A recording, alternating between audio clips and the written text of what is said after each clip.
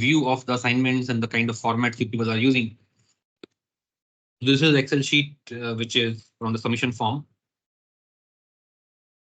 And I'm going to open some of them and try to discuss exactly what is missing and how to basically. So let's see, this is Akash. There is no name and roll number. So the document, first of all, should have name and roll number on the very first page. And it should be assignment wise, assignment 1, 2, and so on. And here, this is only, I guess, yeah, this is the first assignment. And it will be good to basically copy paste whatever assignment I have given. The statement also should be copy pasted. So first thing is the problem statement is missing.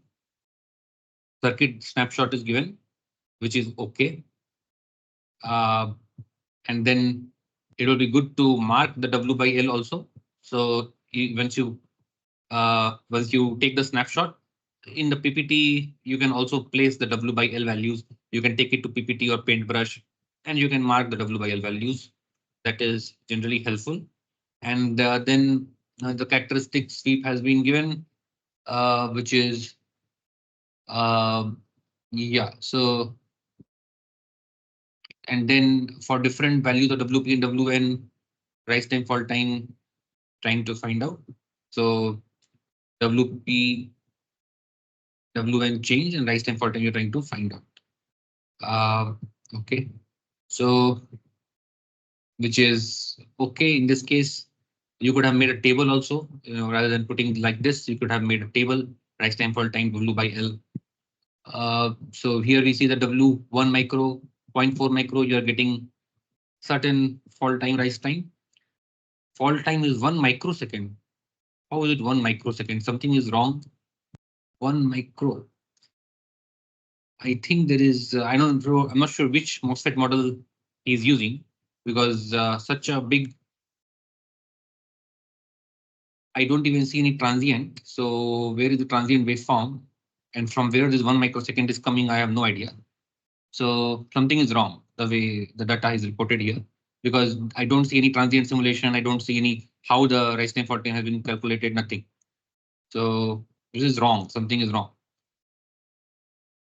So while calculating this rise time, fall time, it is expected that you post the transient plots and show how the rise time, fall time is calculated. Like use a marker, try to show the 2 points, like how the rise time, fall time are coming. Are you people able to place 2 markers? Have you seen whether you are able to place 2 markers at 2 points? Yes, sir. 2 cursors we can Yes, place. Yeah, so in the same snapshot, you can place 2 markers so that some people have taken separate snapshot for the upper point and the lower point of the rising edge, which is again not necessary. It makes the report clumsy. So in the same waveform, you can place the markers at 2 points, the rising point and basically the rule of rise time, fall time calculation is generally 10% to 90%. So 10% of the waveform, that means in this case, if you are 10% of the range, basically. So in this case, if the VDD is 1 volt, 10% of that is 0.1 volt. So 0.1 volt to 90% of the range. That means 0.9 volt. So 0.1 volt to 0.9 volt, whatever the time it takes to transition, that will be the rise time. And likewise, on the opposite side, from 0.9 volt to 0.1 volt, the time it takes to transition will be the fall time. So you can place the markers in the same waveform at these 2 locations, and then it is clear that okay, how the rise time, fall time has been calculated. So here, the way it is calculated, it seems like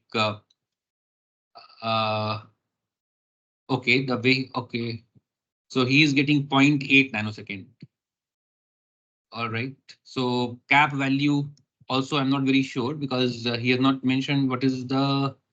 I don't think there is any cap attached, but still 0.8 nanosecond, it looks like on the higher side. And in both cases, he is not showing any significant effect on the rise time, fall time. All cases it is coming similar only, which is a little surprising. I would expect significant change because of the W by L changes. And the condition for the circuit, I hope there is no capacitor also, but still I would expect significant change because of the. So what is your observation? Other people also get similar value?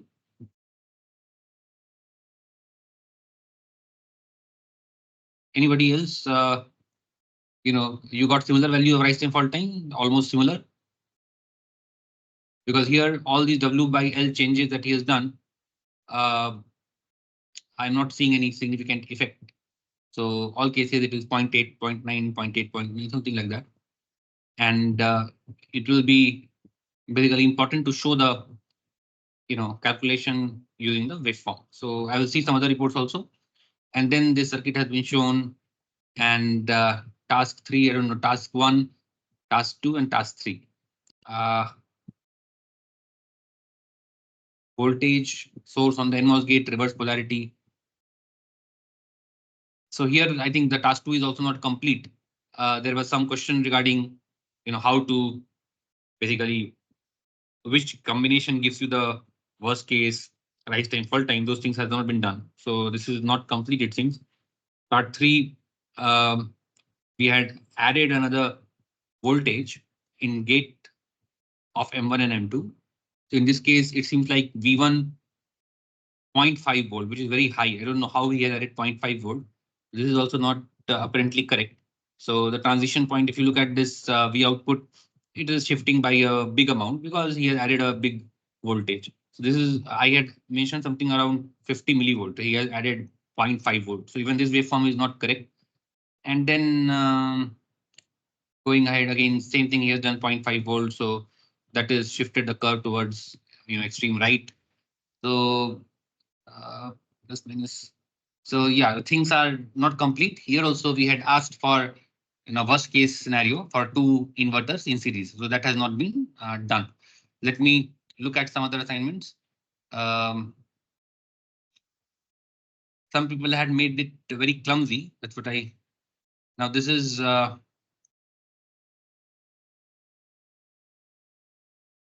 Ahwaban. This is a pretty complicated name. How do you pronounce it? Ahwaban.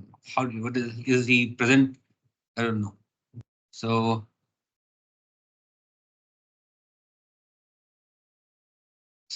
VTC, this is the first question. I asked everybody to keep the first assignment also, but I'm seeing that mostly people have put only second assignment. So in the same document, first assignment should also be put.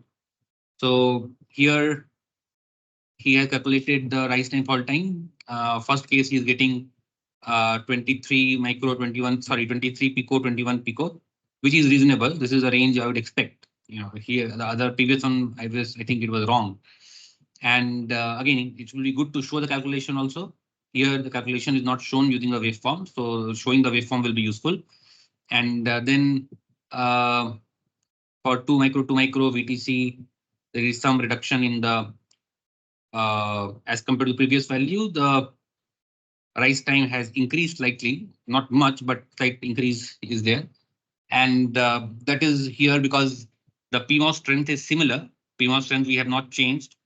No, PMOS strength is increased and NMOS strength is also increased. 2 micro by 2 micro. Is this what I asked? 2 micro by 2 micro. 1 micro by 0.5, 0.4 micro. And here both the devices have been increased. And the 1 micro by 1 micro. I think these numbers are not correct. So I did not ask 2 micro by 2 micro, 1 micro by 1 micro. These numbers are not correct. Sir, So third one was 1 micro by 1 micro. Second one was 2 micro by 0.4 micro. yes, but those values are not here. So he has done something else.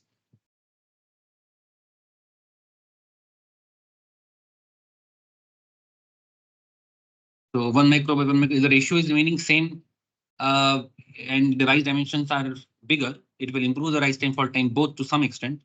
In this case, it seems like not much improvement, only similar values are coming. And in case of 2 micro, similar values. And in case of, in this case is 1 and 0.5, 0.4 micro. Here also not much change. So all these are coming very close, 25, 21, 24, 20. And in this one, it is 1.4. So even then, it's not much of a change. And that may be because of the input rise time, fall time being, what is the input rise time, fall time? 50 picosecond you had used, right? What is the input rise and fall time you have used? You people have used? Sir, 50 because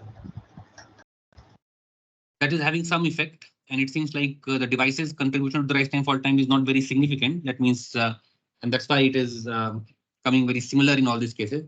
If we simulate with the ideal, 5 picoseconds.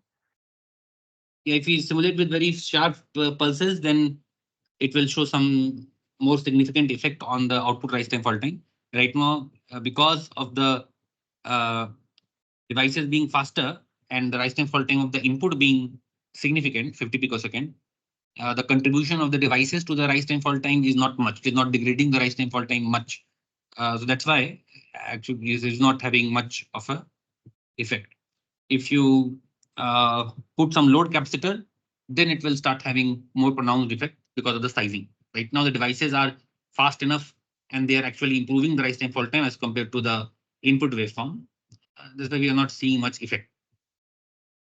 So there are two cases: either you put some cap and then the device will get loaded, and then the rise time fall time will become more strongly dependent upon the output. So if the rise time fall time contribution, or basically the rise delay, falling delay of the inverter is faster than the input rise time fall time, then it will not show much effect. That's what is happening. So in this case, you have simulated with input rise time fall time of 50 picosecond, but the devices itself are seeing transitioning faster.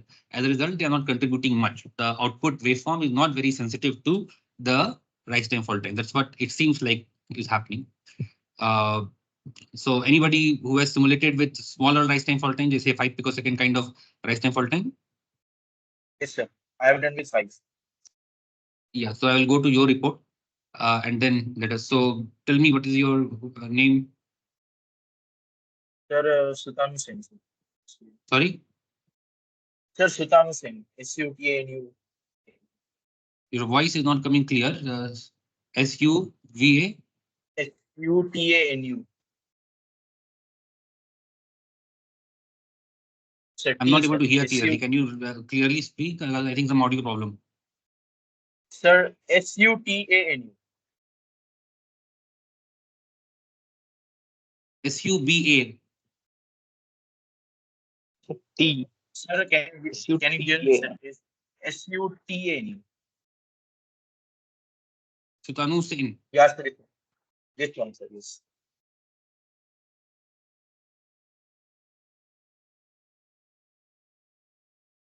Okay, so here,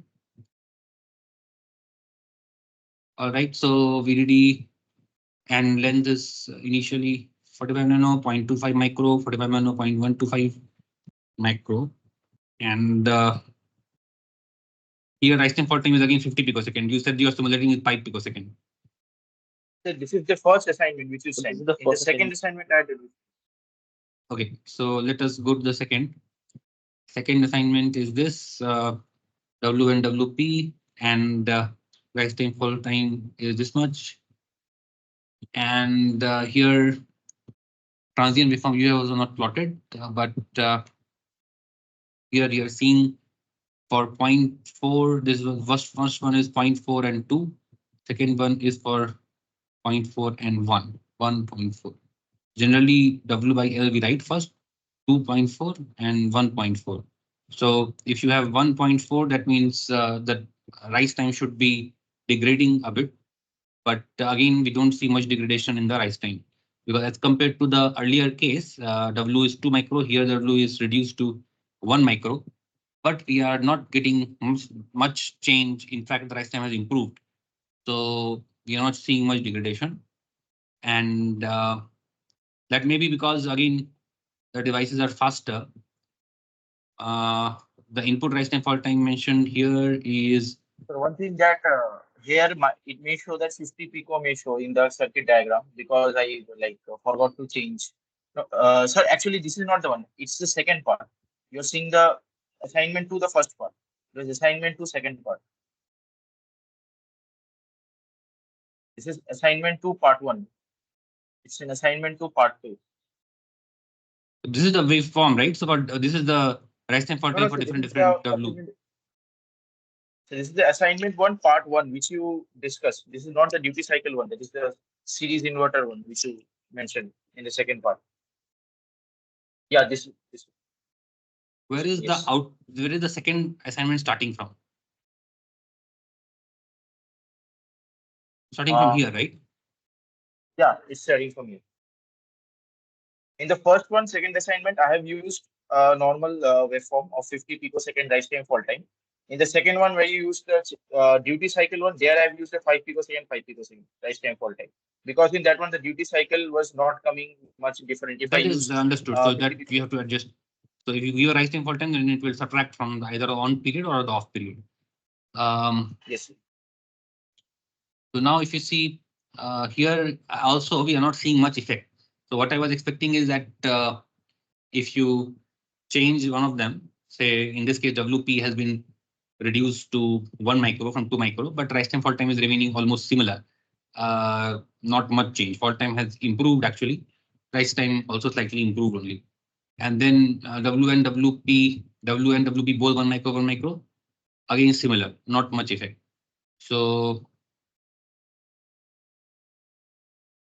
and here you have few of them. So the delay point of view, some improvement, some changes are happening.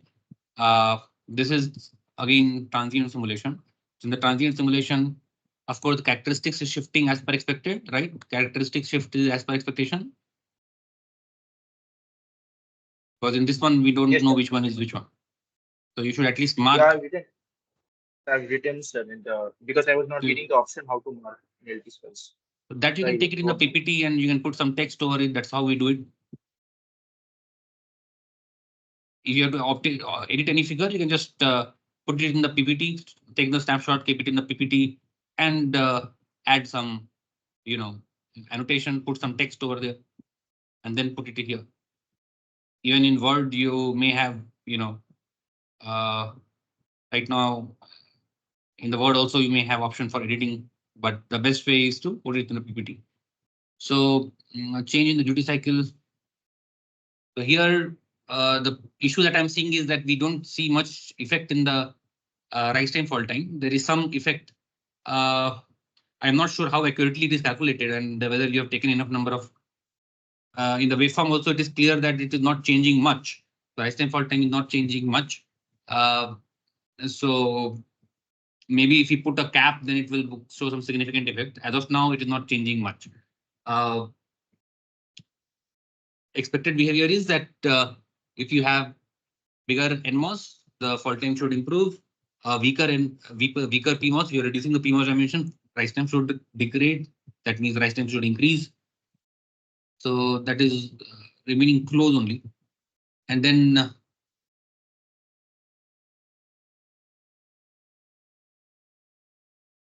so in this case, what is expected is that if you have the opposite scenario, that means first inverter WP is higher, WN is smaller, second inverter just the reverse. That will give you the worst scenario. So is that something you have observed? Yes, sir, that was the one. In the first case, I have put the WP highest, WN lowest. And the second case, I have put the WP lowest given and the WN highest given. That gave me the worst delay, like worst change in duty cycle. But the way you have shown the diagram, we can't even calculate the duty cycle because you should show at least one period, right? So you have shown only half the period. The transient waveform, you have shown only half the period. So here you should show the full period at least. So here, if we are looking at the worst case, stage 1, WP2 and 0.4, W1, stage 2 is this. Stage 1, stage 2. Too many combinations. I think A and B. So I had given only 2 combinations to be tested, right? So not all 4. So W2 and 0.4, 1 and 0.4. 1 and 0.4. So the worst case scenario will be when in first inverter PMOS is strong, NMOS is weak. Second inverter, it is just the reverse. Because first case, if that happens, then the first device will have a good rise time. It will charge fast. And the second one, again, you have a basically strong NMOS, it will discharge fast. So that will basically lead to reduction in the duty cycle. And then BTC of inverter with different threshold voltages. Here, the VT that you have chosen is how much? The V1 is how much? V1 is 0.05. Okay, so V1 positive, you will get a shift. I don't know what is what. So again, without marker, we can't assess what is what. So in all these kind of waveforms, please make sure that you are putting some marker. Marker means either you take it in the PPT and put some text on it, and then take the snapshot and come put it in the document. So I can show you just a quick example. Either paintbrush or PPT works.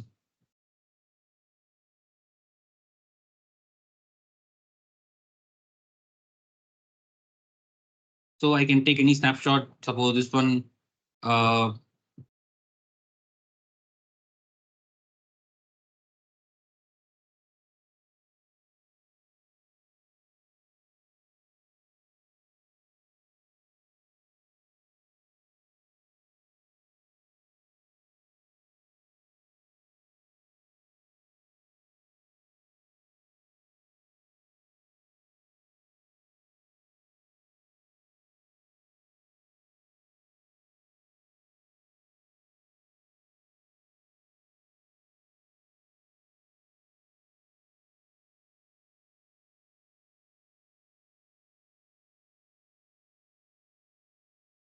And generally, it is good to save the pictures in a proper ratio.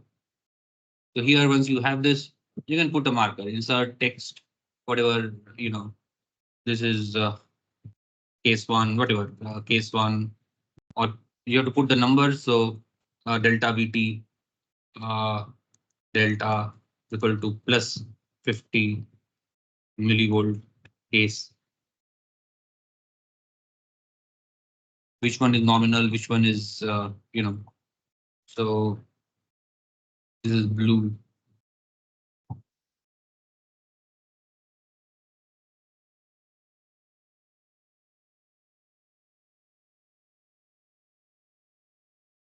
And delta is equal to Z. So just small amount of annotation. Now here I have put the color coding. So color coding is such that I understand that this is, the green plot belongs to this case and the blue plot belongs to this case. And then I take the whole thing. I can group it also. And, I can paste this entire thing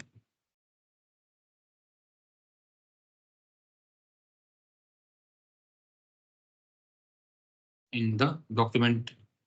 So wherever, like if you have a Word document, you can go back.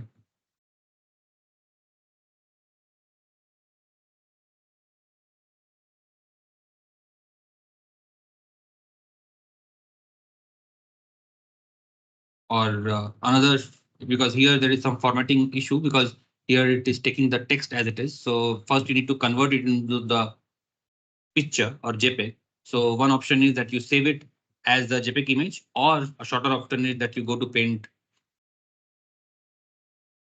You go to Paint, paste it here. Now it gets converted automatically into a bitmap format. Then you copy it and then you bring it to the Word. Now in this format, I can relate because it is properly annotated. So it doesn't take much time. You just take it to the PPT, put the annotation, copy paste it into the Paint, and then bring it here. And other option is that once you annotate it in the PPT, you can also uh,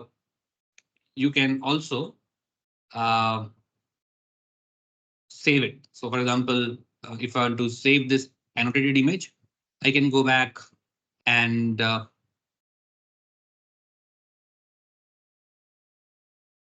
is the PPT? Let's show everything, not the PPT.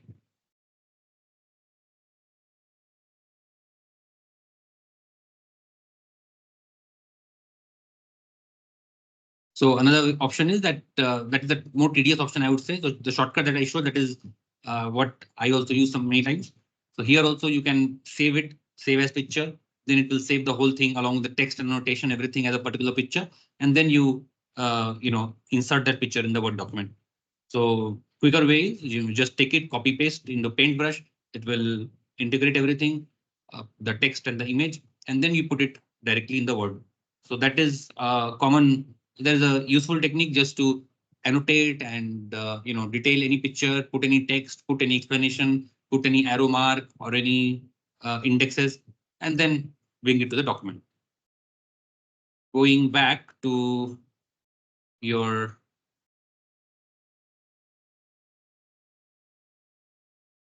going back to the assignment. So this is something you need to do, and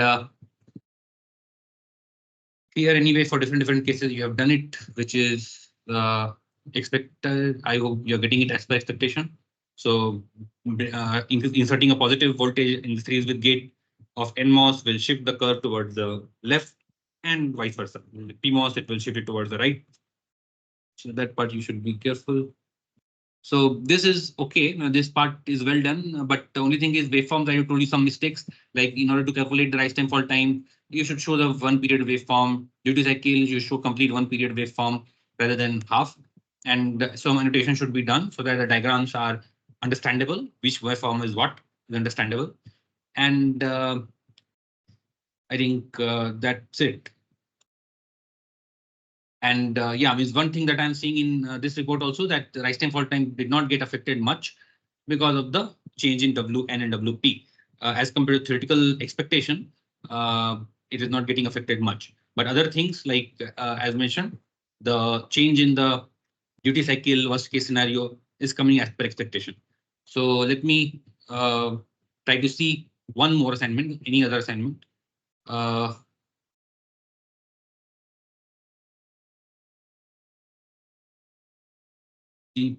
Let's see.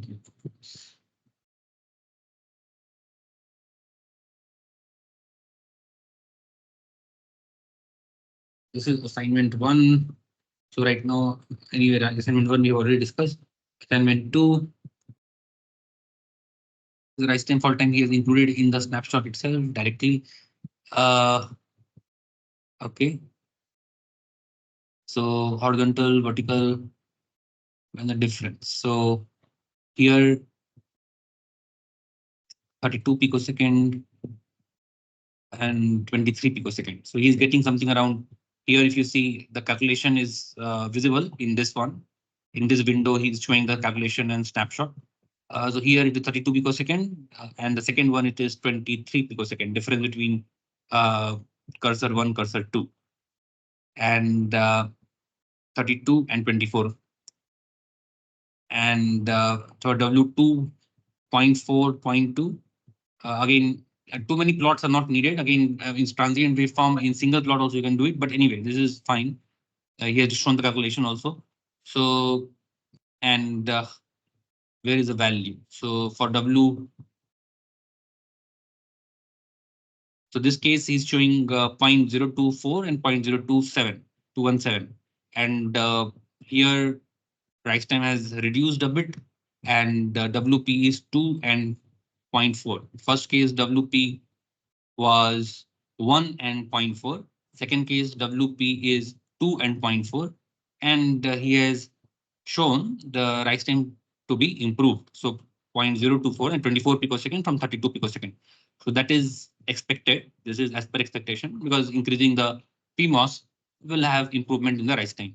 Fall time is remaining similar because again we have not changed. So here the fall time was initially 24 picosecond. Here it is slightly improving. It is becoming close to 22 picosecond, but major change is there in the rise time.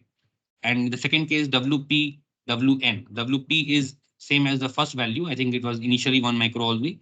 So WP is same as 1 micro, but WN has been increased to 1 micro. So in this case, again, using the same method, you can see how the cursors have been used. Horizontal and vertical cursors have been used. Difference has been taken. And then the calculation has been shown in the window. So in this case, the fall time rise time has once again it is 0.026 only. Fall time is 0.024. So not much change. Fall time is remaining almost similar. Uh, though here the NMOS size has been increased. So as compared to the previous case, the very first original case, uh, where the NMOS size was only 0.4 micro and the rise time fall time was 0.024. Here also is getting almost exactly same rise time fall time, or basically the fall time is not improving much. And this is, so I think he has not covered all the cases, 3 cases were there. And then circuit diagram is given rise time, fall time, he has taken 20 transformers. So NMOS duty cycle is 25%. And I don't know, there is no, this is single inverter. And here there is no comparison of different cases. So I'm not sure what is this result. So I had asked to compare. He has just done it for one case and showing the duty cycle. So again, this is not complete. And then second thing he has done is with the VT addition. So some characteristics changes, how the characteristics are shifting, observing that, which is okay. But again, the worst case scenario has not been compared. So the second part he has not done.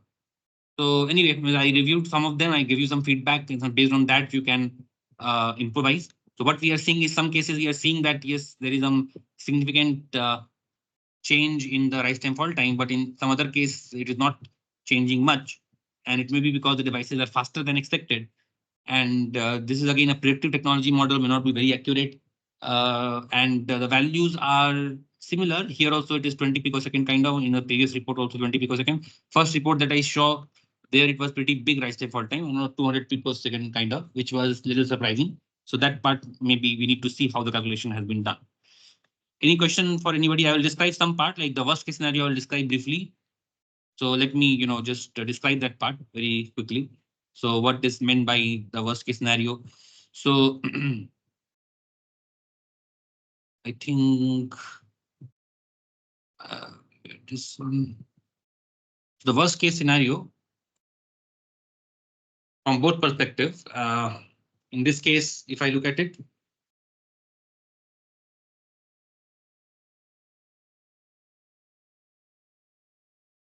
suppose I look at the VT case, different VTs, same is applicable for the W by L case also. Ultimately, we are looking at strength, which PMOS is stronger, which NMOS is stronger. So you have two inverters in series.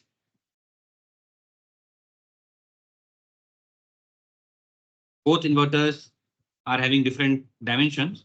So in first case, suppose VT of this nominal VT for all of them is suppose 0.4 volt.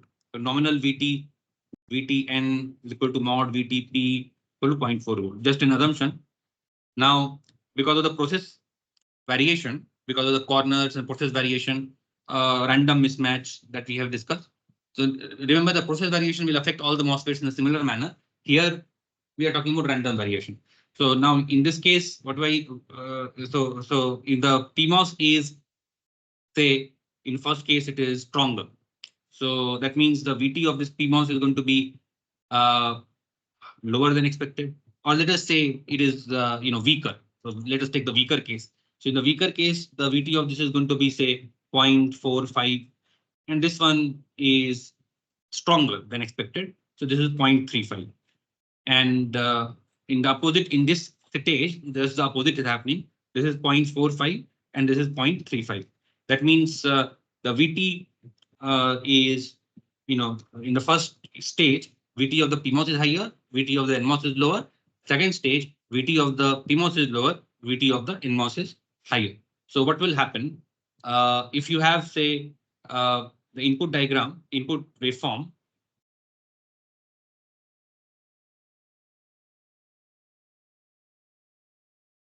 And now here we have the VT of the NMOS being high. So VT, VT of the NMOS being low. So what is expected? A lower VT means the curve for this one has shifted towards which direction? For the first inverter, if this was the nominal curve for the first inverter, how is that shifted? This is the inverter 1, this is the inverter 2. So for the first inverter, what is the scenario? First inverter, how will the characteristics shift? Am I audible? So it shifts left. Shift what? So it shifts towards the left. Shift towards left, right? Because NMOS is stronger. So this is the first and second case. You have NMOS VT is higher. That means NMOS is weaker, and PMOS is stronger. PMOS VT is smaller. This is VT. VT is smaller. That means PMOS is stronger. So now this will, the second case, it will shift towards this. So you have 6 are significantly shifted, right? So now if I look at any input waveform, so what will happen to that? So first case, the trip point is going to come earlier than expected. So let me draw a little bit more, rise time fall time.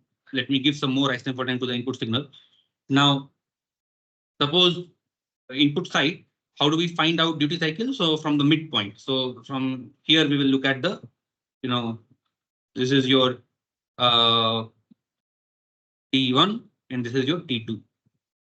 So duty cycle will be something like the T on T1 upon T1 plus T2 into 100. That is the duty cycle. If I assume that it is 50% duty cycle, that means the T1, T2 durations are almost same. That is the ideal case. For clock waveform, we would like to have 50% duty cycle. Now, in this scenario, the first case, the inverter threshold has shifted a little bit downward. That means now the trip point is lower. So it will basically cross at an earlier point. So the waveform in this case will cross early, and therefore the transition point will come little early, right? The output waveform will fall down earlier than expected. And then at the rising edge, what will happen?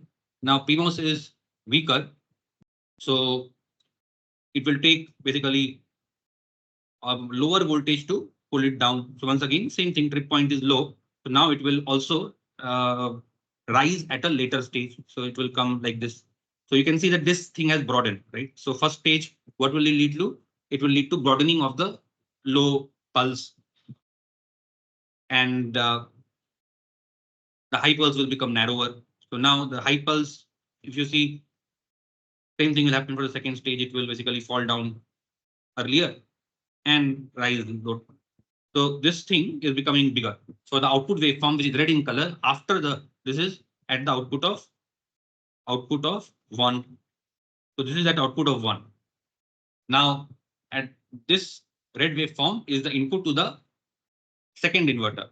Now second inverter, what is the scenario? The NMOS is stronger, right? So NMOS is weaker. The PMOS is stronger because the mod VT is lower than the nominal VT. And for the NMOS, the VT is higher than the nominal VT. So as a result, NMOS is weaker, PMOS is stronger. What will it do? Now, if the red waveform is the input to the second inverter, let me draw it separately so that we can draw it on the same waveform using another color. So let me use green for the second inverter output. Now, for the second inverter, your trip point has shifted upward, right? So the trip point is upward, and therefore we are going to have the input waveform.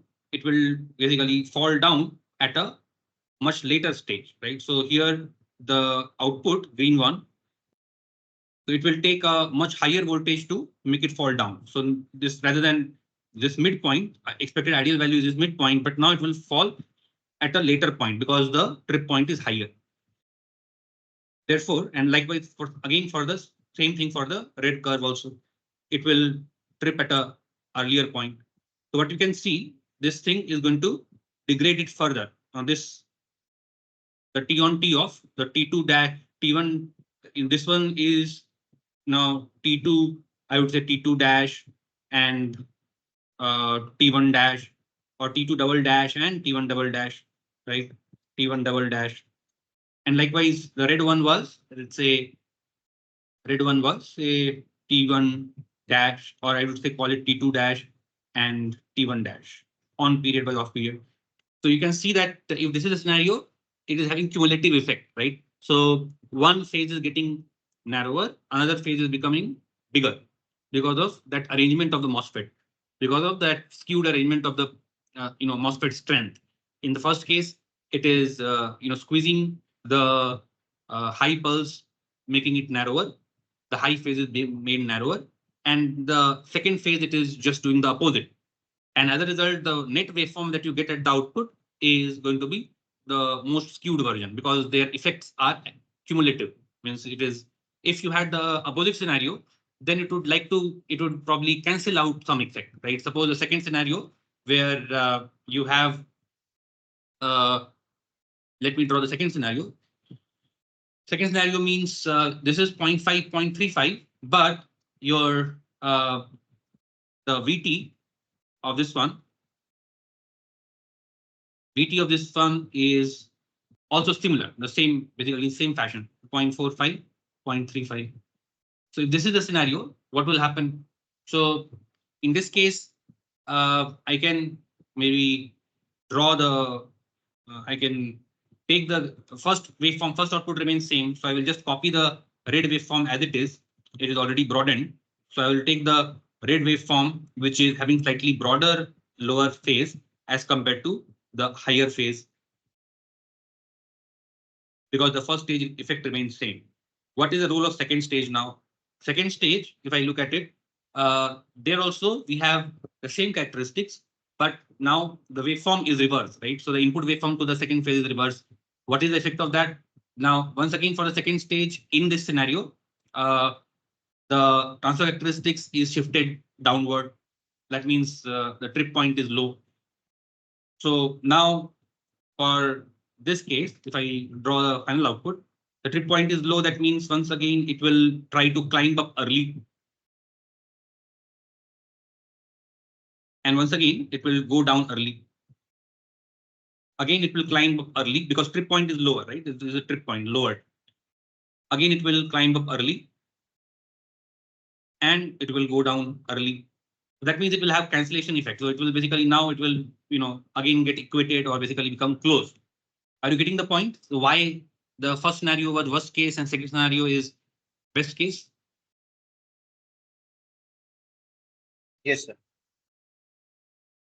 So if you're getting similar trends, because one thing that I'm seeing is in some cases in the simulations, you are not able to get much change in the rise time fall time despite changing the W by L. But is the trend for the duty cycle similar to what I explained just now for most of you? Yes, sir. Any question for anyone? So today less number of people have joined, 34. Rest are celebrating Sunday. Anyway, so any question before we proceed towards the next topic? All right. So I think it will be better to stop this recording and again start afresh because otherwise the recording becomes too big. So I'll stop here and then again start. Anybody, any questions?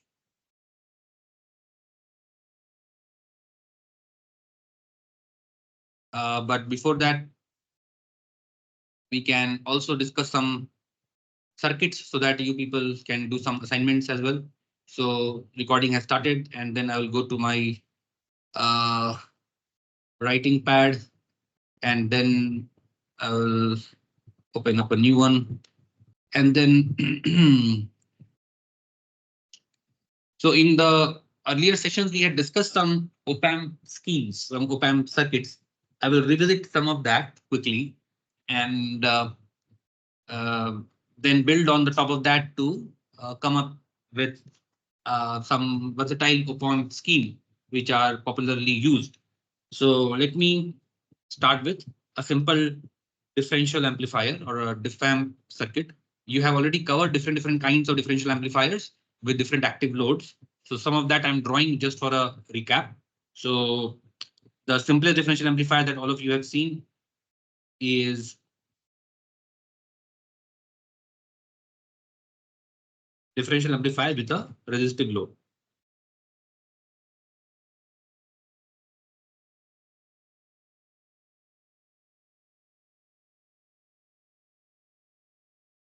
So what is the gain of this? M1, M2, M3. Small signal gain of this.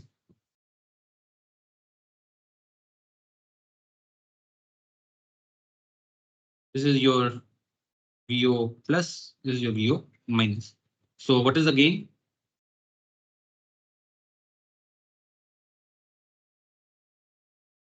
Yes, quickly, what is the gain? Here the gain AV, we will define it as VO plus minus VO minus divided by V, I can call it VI plus VI minus. So VI plus minus VI minus. So this is a small signal gain. What is the small signal gain of this circuit? GMRD. GMRD, right? So this is GMRD. Anybody having any problem with this? You know how to define the gain, right? The half circuit, common mode half circuit, and the differential half circuit, assuming that all the parts are perfectly matched. The M1, M2 is matched, RD1, RD2 is perfectly matched. This is the small signal gain. But of course, in real circuits, you might have done experiments in your lab also with real components, and you will see that you will never get exactly matching RD1, RD2. You will never get exactly matching M1, M2. VT will be different, and there you have to adjust the gate voltage to get the same DC at the output. That happens, right? All of you have seen that in your lab. Yes. Yes, sir. Yes. So if I assume everything is perfectly matched, then output DC will be same. But if any one of them is having mismatch, MOSFETs are having mismatch or resistors are having mismatch, then you can obviously expect that the output DC will not be same. And then you need to adjust the gate voltage of the one of the MOSFETs so that the output DC becomes equal. So now in this circuit, if you have to just recap, you assume that this is an AC ground, and then you can put it as a common source, and then this is GM1, and this is RD, and this is VI plus. Now VI plus, you can always assume that you have a common mode signal and differential signal. Common mode signal, you have seen what is the common mode in this? VI plus VI minus by 2, right? And the V differential is VI plus minus VI minus by 2. And then based on that, you can simulate the common mode and the differential signal. And the single half, if I assume the differential signal like this, so this is the VD plus. The VD plus and VD minus will be just the reverse of this. And how do you assume that it is correct? So you just add the whole thing up, and you should get the overall signal. So if you add a VD and CM, the differential signal VCM plus the differential signal, you get the on two sides you will get the same signal. So VD plus VD minus will be VI minus minus VI plus by 2. And on the other side, if you sum it up, you will get the same signal. So here we get a single-sided gain of this is GM1 RD times the VD by 2. And the other side also you will get, of course, here it will be a negative sign. And other side also you will get the same thing. And then you add it up and you get overall GMRD. And the common mode half circuit also you might have studied. I am not repeating everything. These are basic things that you should remember. The common mode half circuit, you have this AC ground, the gate of the M3 is AC ground. And the common mode half circuit, you can combine the two. So this becomes RD by 2, and this becomes 2GM because you have joined the two MOSFETs, and you are applying the VCM over here. And then you can find out the common mode gain at the output. There is a common source amplifier, this source degeneration, where the degeneration resistor is RO3, right? So this also you can find out. So these things you have done, and it's not a big deal. Likewise, if I look at the input, what is the problem with this resistive load? Why do we go for active load at all?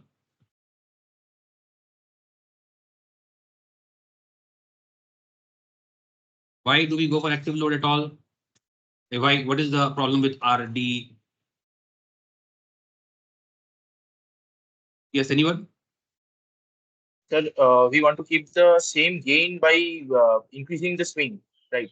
Because since we have an RD here, the voltage here will be VDD minus of ID times RD in the voltage, the DC voltage that is at this point. But however, if I use a PMOS at active load at this point, then I can increase the voltage swing.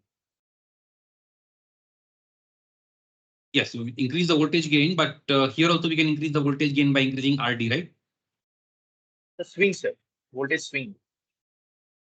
Okay. So here what he's saying is that if you have to increase the gain in this case, so you have two options, GM and RD. So either you increase GM or you increase RD in order to improve the gain. So how would you increase GM? So GM in this case, you can increase by changing the W by L, or you have to increase W by L, or you have to increase the I bias. These are the two ways. So if you one option is that you go on increasing the W by L. If you just go on increasing the W by L, you may be able to improve the gain. It is a square root dependence, but that will consume a lot of power, right? So just increasing the W by L of the input devices will go on increasing the capacitors. The for the W by L increase, it will lead to increase in parasitic capacitance and it will slow down the circuit. And if you just rely on IB, that is going to have effect on the power consumption as well as output DC point. So now if I assume that I'm only relying on W by L, so you know that the GM is proportional to root W by L, and the DC point is mainly decided by the I bias and the RD. So that is anyway fixed in this case, and you just go on increasing the W by L. So in order to get the gain increased by 4 times, you have to 16 times increase in the W by L of the input device. And that is going to further, 16 times degrade the bandwidth, right? Because capacitance are directly proportional to the W by L. So if you are increasing this by a factor of K, the bandwidth will reduce by a factor of K, and the gain will, increase by a factor of root K. So it's not a good trade-off. Your bandwidth is going to drop. And if you just rely on I, so you have to increase the I. In that case, once again, the DC point will keep shifting down because the RD1 is going to create larger DC drop, and proportional to the ID, the DC point will be shifting down. Now the gain is only increasing by root ID, but now the DC point is dropping proportionally, right? It is directly linearly proportionally, it is dropping. So in order to have a output DC point properly set, what is the condition? Generally, we try to set it for the maximum symmetric swing. So I hope you remember this discussion from your analog circuits. What is the condition for maximum symmetric swing that we have in this circuit? How do we find out the maximum symmetric swing condition? These things means you have in some of my lectures, recorded lectures, I have already covered. So do I need to cover all these basic things, or you already covered in your recorded lectures? Can anybody suggest? Anybody who feels like, yeah, we need to cover, I will be happy to cover. If you feel some of these things are repetitive and have been already given in some of the recorded lectures, I will skip some of the basic things and go to the next steps. Yes, any comments?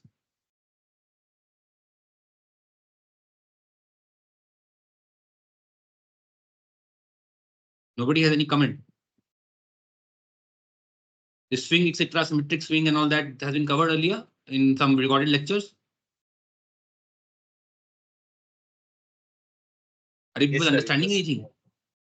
Yes, hello? Yes, sir, it was there. Yes, sir, it was there. You have discussed in one of the lectures in NPTEL. Anybody else thinks that I should cover this? You can tell me right now.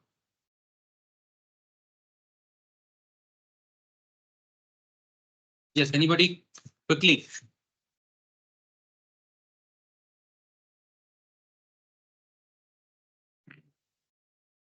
Remember that very soon I will start taking tests also daily basis. So you need to be, aware of the concept that are being covered. So there will be MCQ tests based on whatever is covered in the sessions.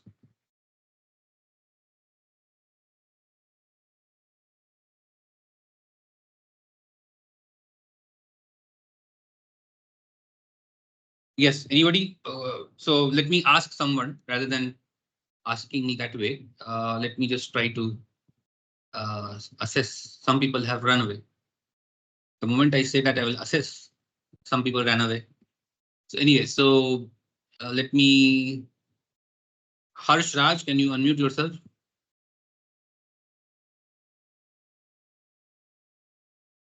Harsh Raj, am I audible? Harsh Raj is not even listening. Okay. Uh,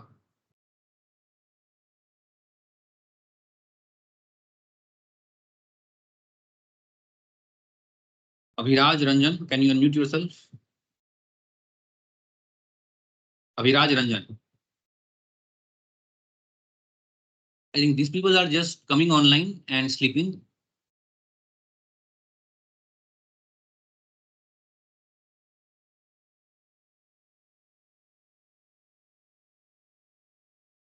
Abhiraj Ranjan. No reply. Jishnudeep Patra, can you unmute yourself? Jishnudeep Patra.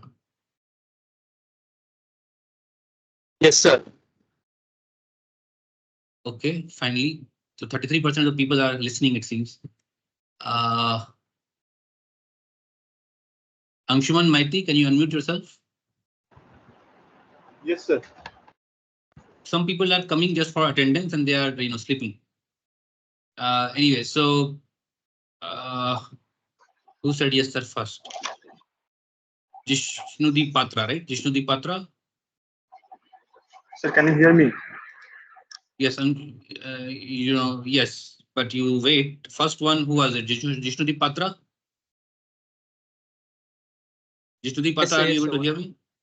Hello, sir. Yes, sir. Okay, so answer this question. That what is the condition? How do you obtain the condition for maximum symmetric swing in this circuit? RD, GM, some ID bias is there. So what is the consideration for maximum symmetric swing? How do we arrive at this? So maximum symmetric swing for this differential one. Yes, output. So what are the considerations? So given, suppose you are Sir, given the value of the highest output is VDD, and the minimum point it can go is VG, so suppose VGCM, common mode voltage is VGCM. uh, minimum point it can go is VGS minus VT. I mean, and VS is again VS can again go about up to for ID for the M3 one. For overdrive voltage of the M3 maximum one. So Yeah, so tell me, so M3, suppose 1, 2, and 3. So what is the VGCM that I should put for maximum symmetric swing? the VDD minus VGS minus VT by 2. VDD plus VGS minus Suppose this is VT by 2. VG3. So for VG3, suppose I give you the number VG3. So as compared Yes. now, can you tell me?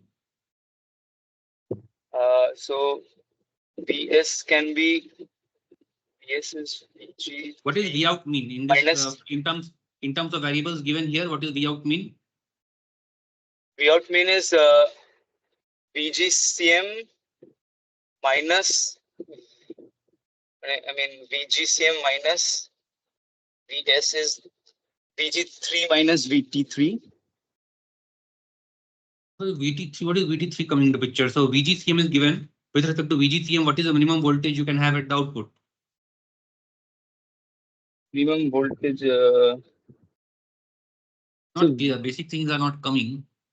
So I'm a little worried. Whatever I'm going on teaching,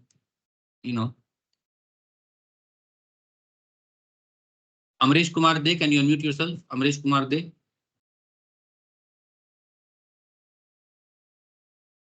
Another sleeping person. Yes, did you hear the question? Amresh Kumar De. Yes, is the question clear to you? I'm not able to hear you.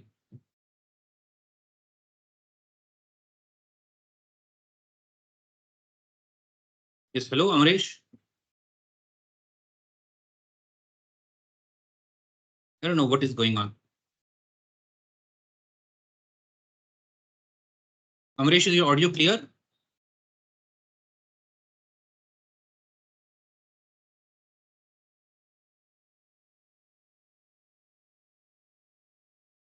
Ishita Mishra? Ishita Mishra? Yes, sir. Yes, can you answer the question? Sir, V out minimum should be VGCM minus VG3 minus VT2. VGCM minus what? VGCM minus the source voltage at the MOSFET of MOSFET number 3. So for that to be turned on. Source voltage of MOSFET 3. So it's a drain voltage.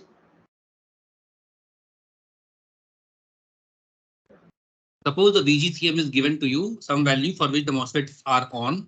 Now, what is the minimum value at the output DC?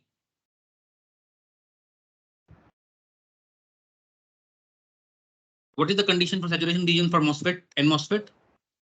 Sir, the VD should be greater than VG minus VT of the MOSFET. Then what is the problem? Why are you not giving the answer?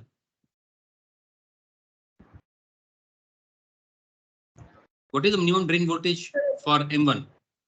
So the minimum drain voltage will be the gate voltage minus the VT of 2. So VGCM minus VT2. VGTM minus VT, assuming they all have same VT. So this is the V out min. And therefore, first thing is we need to get the maximum symmetric swing. So how do you maximize the swing? Is this clear to everyone? Because if the gate voltage for the M1 is VGCM, the DC voltage, assuming that the input signal swing is very small, I'm ignoring any change in the input gate voltage, which is an approximation. Assuming that the input signal is small, I'm checking with respect to the input DC level. With respect to the input DC level, what is the minimum drain voltage M1 can have?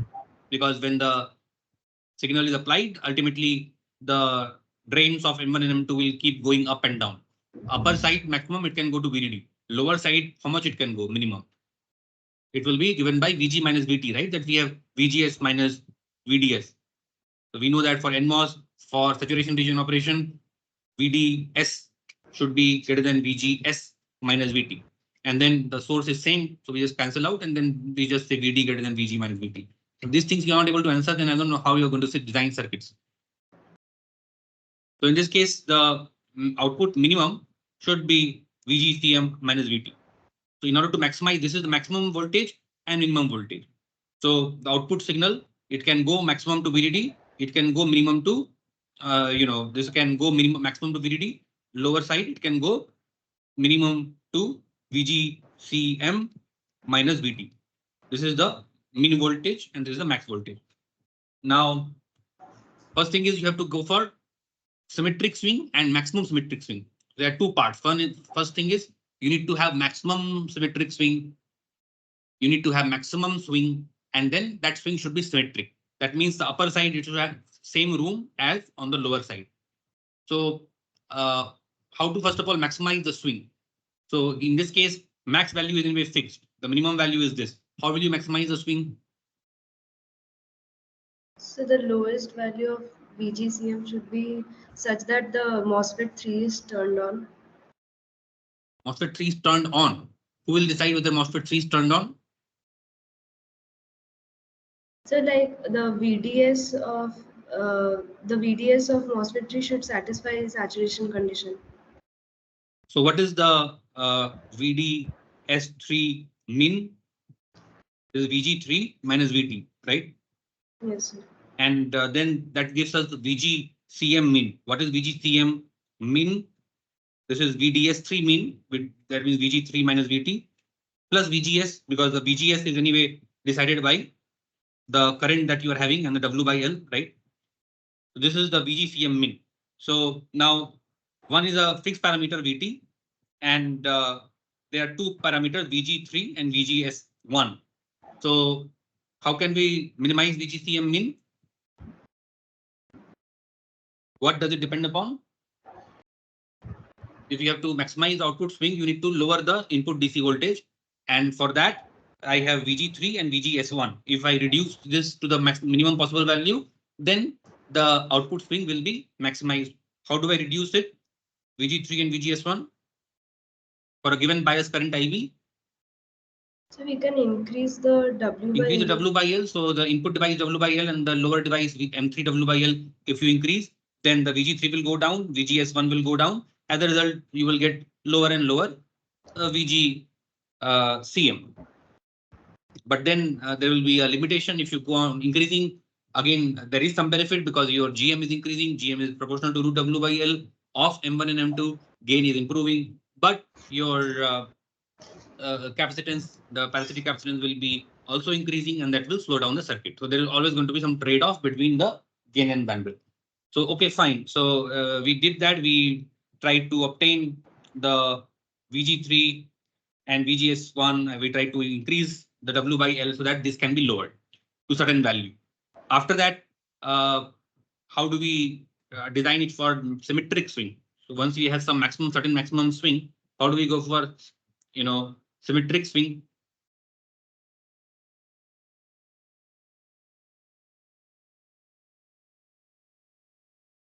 Yes, anybody quickly, let me, these are basic calculations that you should be aware of.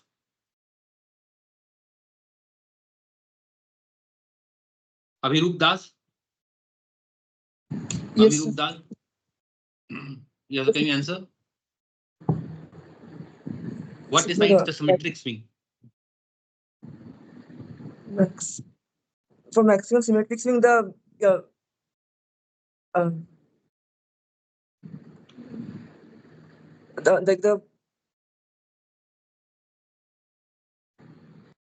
input voltage should be V out max plus the V out average will be V out max plus V out mean by 2. The input voltage VGCM. Sorry, once again. Like the swing should be around V out max plus V out mean by 2.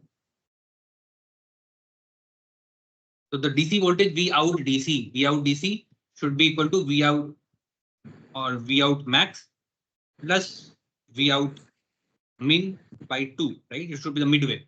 So whatever is the V out max and V out min by 2. So what is that value? That value is equal to VDD minus I bias times RD. So if your I bias is fixed, RD is a variable. You can set the RD such that this condition is satisfied. Is that clear to everyone? Yes, sir. Yes, sir. So now here there is a trade-off. Like if you want to increase the gain, your swing is going to be dependent upon the RD. So if you have to increase the gain, once you have increased the W by L of the input devices, you increase the gain but reduce the bandwidth by even bigger factor. And then your R is also creating a bottleneck for the swing, because as you increase the bias current for improving gain, the DC swing will, the signal swing at the output will reduce because the DC point will shift towards lower value. Now, if you increase R, the same thing will happen. For a given bias current, you can increase R, but that will also proportionally reduce the swing. It will push the DC value downward, so it will reduce the swing towards the lower side. So this is one of the main reasons why we don't use resistor values and differential amplifier, the resistive load, right? And there are other issues also, like if you want to do the layout in terms of area, resistors take good amount of space. So in terms of area also, it is not very efficient because MOSFETs take much lesser space than the resistor. So area penalty is also significant. Area of R will be generally significantly bigger than area of MOS. So area point of view doesn't, it's not very efficient to use resistors everywhere in the differential amplifiers. And there are some other concerns also related to noise. So noise point of view, the resistors also contribute to good amount of thermal noise. So that can also be an important concern.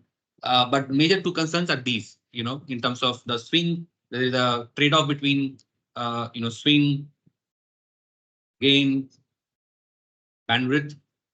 So there is a trade-off between these, a very strong trade-off. And in terms of area, it is not very efficient. So then we go for active devices, active load. So active load point of view, you have seen several kinds of active loads, right? So this also you have seen.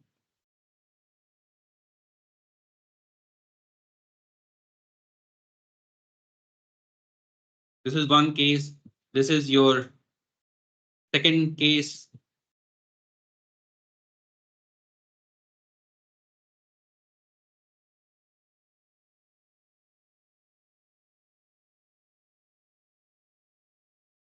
And this is your third case.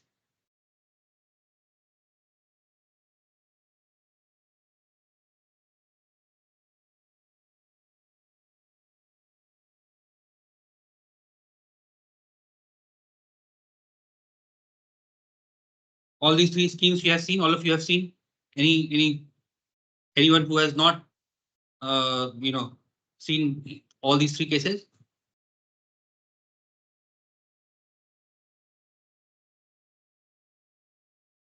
Yes, anybody who has not seen all these three cases?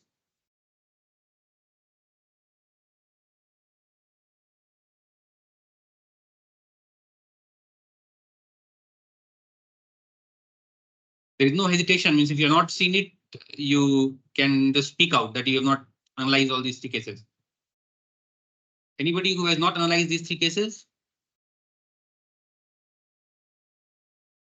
So let me ask. If you don't reply, then I'll have to ask. I'm assuming that Sir. everybody has. Yes. Sir, the first one. The first one. What is the problem with the first one? What is the small signal half circuit of this one? AC half circuit. What is the AC half circuit?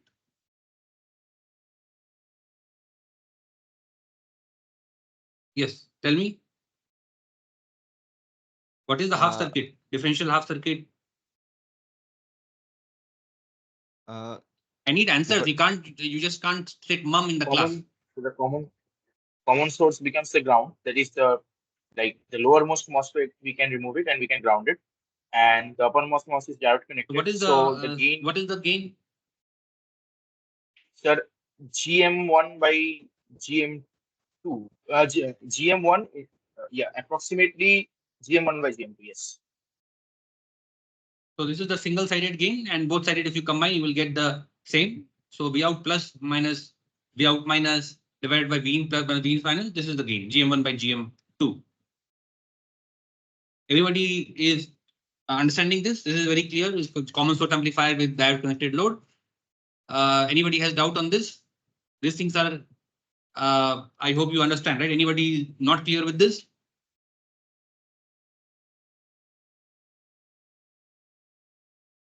Yes, hello. What is the gain of the second one? Second one? Sir, GM1 into RO1. GM1 into RO1 parallel RO2. Yes, because it's a half circuit of this one is just like, common source amplifier with active load, and the gain is GM1, RO1 parallel RO2.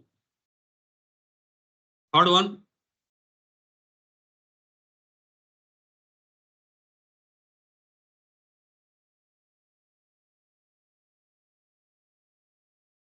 Third one, what is the gain?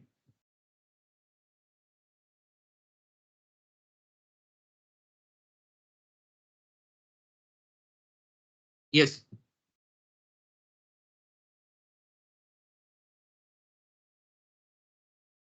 Yes, anybody? How do we calculate the gain of the third one? Sir, it should also be GM1 R1 parallel R2. GM1 R01. Here, how do we calculate the gain? Sure. So rather than going for the half circuit, in this case, because the circuit is at the load side, it is slightly asymmetric.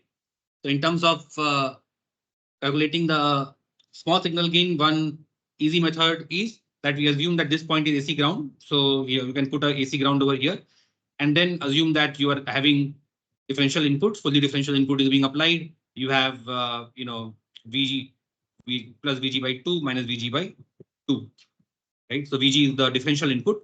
So any input, you can break it down to differential and common mode. So the differential input, suppose it is VG. I have broken it down VG by 2 minus VG by 2. Overall, it is VG. So the differential input applied to this amplifier is VG. And then because of this, how do we calculate the net gain? So now assume that this is AC ground. The first one is M1, second is M2. So first one will give you GM1 VG by 2 GM VGS, small signal current. Same current flows here. And the second one is going to give you minus GM1. Again, GM1 is equal to GM2 match transistor. So minus GM1 VG by 2. And But in from the the upper top, two you will add MOSFETs, again GM1 VG by 2. sorry. So from the top one will mimic the current, right? GM1 VG by 2. Yeah, so this Since is it's the mirror. diode connected. So this is a Okay, mirror. okay. So this is M3 and M4. M3, M4 are forming mirror. So here you have M4 going to mirror the current of M3. Small signal current will be mirrored. It is mirroring the DC current also, but along with that, it is also going to mirror the small signal current. So whatever small signal current you are going to get minus GM VG by 2, it will be mirrored here. So here it will be GM1 VG by 2. And as a result, here, if I look at the output node, if I have the net small signal resistance over here, which is equal to how much? If I assume that this is AC ground, the small signal resistance net value over here is what? RO up parallel RO down. So the R out here, this RO is RO in this case is RO4 parallel RO2, right? Whatever we call it. So this net current flows into this. So what is that net current? Ultimately, it is minus GM1 VG by 2 is downward, and GM1 VG by 2 is in this, it is flowing this direction, and minus GM1 VG2 this direction.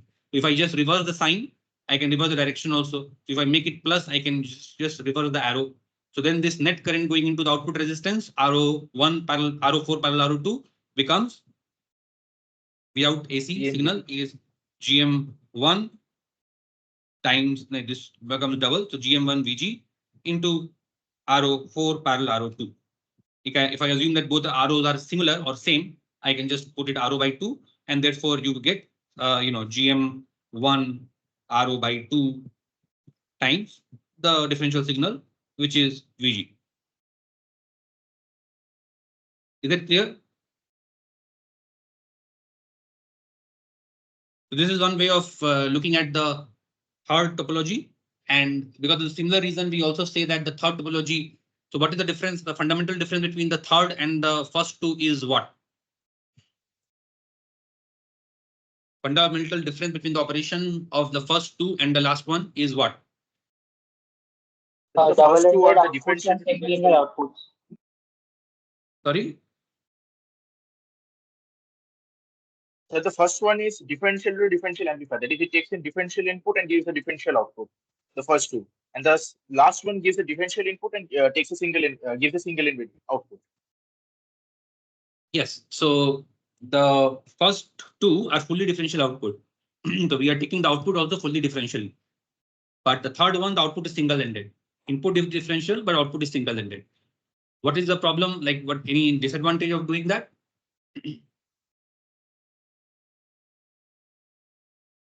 Any disadvantage of the third scheme? Source noise doesn't exist. So the first two schemes, if the devices are completely matched, perfectly matched, what is the common mode gain?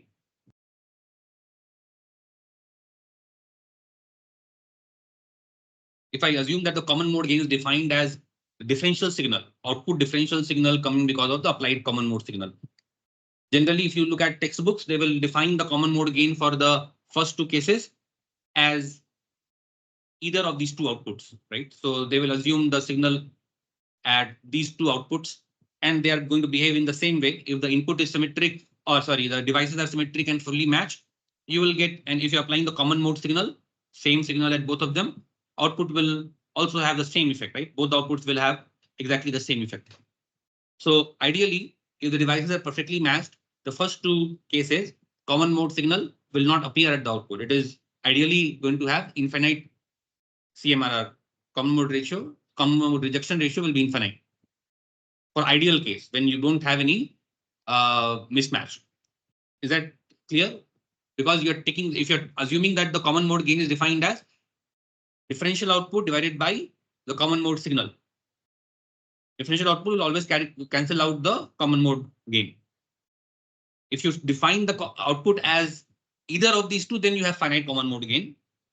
Because in textbook, they will define only one of the sides. So, if this is your VO plus, they will define VO plus divided by V in CM. Then you will get finite common mode gain.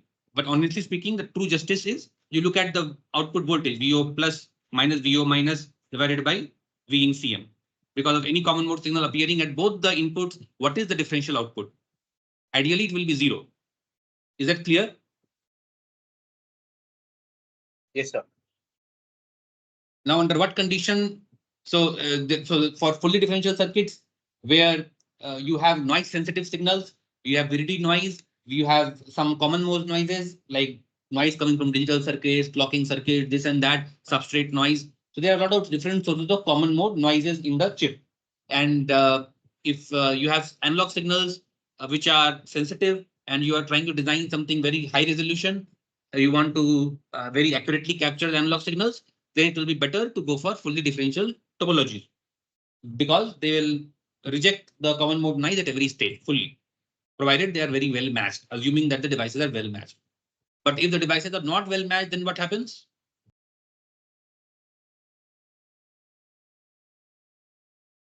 If the devices are not well matched, what happens? There will be some gain in the voltage. The common mode gain will be there due to the unmatching.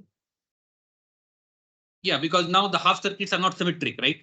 So simply if I again take a crude assumption that still I assume that point as a common source, the common source point, if I assume it as AC ground, in this case it is going to be an simplification because if your two devices are asymmetric, you may not have exactly AC ground. Other option is that if there are two sources of mismatch in the first circuit, right? You have the input devices also and the load devices also. So if the resistor itself is mismatched, and assuming you can ignore the lambda, then you can still assume common, the source point to be AC ground. So if I assume that this is RD and this is, RD plus delta R, RD, and then my input devices are supposed perfectly matched, and I have certain voltage, the DC voltage is VCM. Now, in terms of DC bias, if I ignore the lambda effect, the channel and modulation, then I still get whatever IB by 2 you have, I still get IB by 2, IB by 2.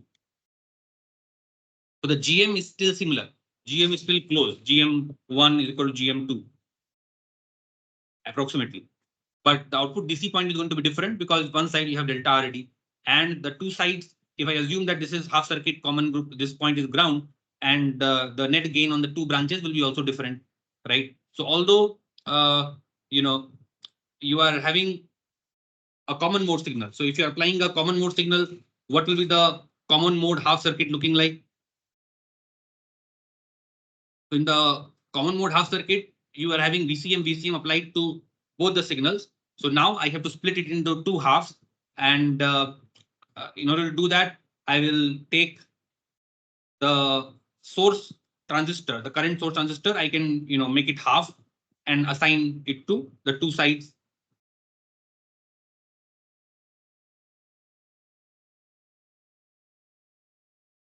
So like we'll be halving the width, right, of the lowermost transistor.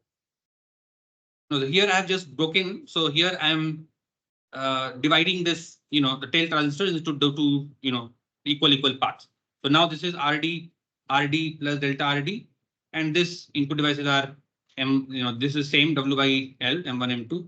So these two are same. But now if I look at the overall common mode gain of these two, you will get a output term here for the same VCM. You will get an output term delta RD times GM.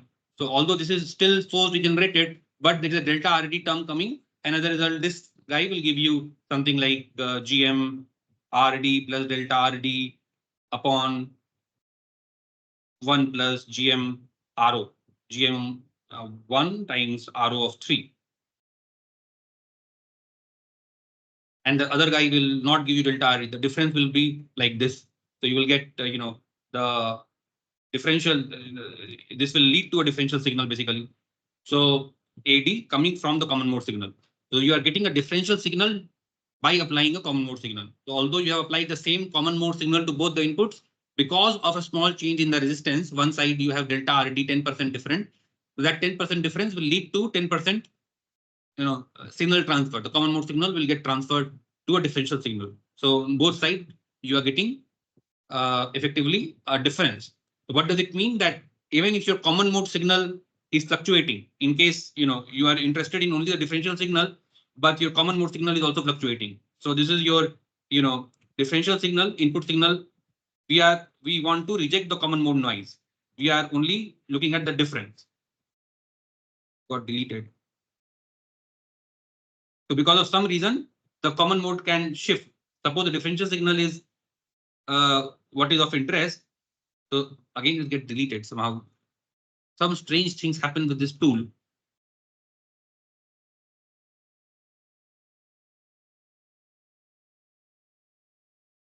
So in this case, this is the envelope of this is the common mode signal. The common mode signal is changing like this. Differential signal peak to peak is remaining same. I am not interested in this common mode swing. I want to reject it. It is because of some external disturbance, because of maybe shift in the input DC. My interest signal is the differential signal. I only want to pass this. But now, because of this non-zero common mode signal, I'm going to get a differential signal. The output will get superimposed. This will produce a differential output which will get superimposed on the actual differential signal, which is not desirable. Actual differential signal is only this much. But now, this guy, because of this change in the RD, this is going to lead to an effective increase in the or decrease in the common the differential signal based on the polarity. So now my output side, you will get some corruption. Is that clear? Because the common mode signal is now getting converted into differential signal. That differential signal at the output will get added to the actual differential signal and will corrupt the value. Is that clear to you, all of you? Same thing will happen if your MOSFETs have difference. That will be even more pronounced because MOSFETs, the GM will be differing, and GM will also lead to similar change. Delta GM will be there, and the delta GM VGS will give you a differential signal. So the moment the transistors are mismatched, resistors are mismatched, even if you apply a common mode signal, it will generate a differential signal at the output. Have you done any simulation like this or any circuit simulations in your lab to demonstrate this difference? The common mode to differential transfer or common mode to differential conversion. Have you done any simulation earlier or any experiment? Then we had just quantitatively checked in the lab that a differential input, that a circuit, differential circuit gives some gain, which when we apply the same voltage at the gate, but we did not like quantify it or like measure exactly the CMRR. We just have to check in the lab that it is not perfect exactly. Yes. So all of you might have observed this, that okay, means even if you're applying same common mode signal, output will be different, right? So that experiment you must have done. Everybody has done that. Any doubt on that?